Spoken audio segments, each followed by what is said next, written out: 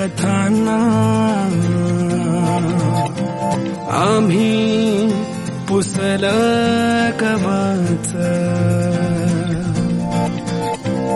तुझ्या गडाचे दगड कधी येऊन तू वाच कसे विसरतो रे आम्ही आम्हा साऱ्यांचा तू बापा तरी पूजतो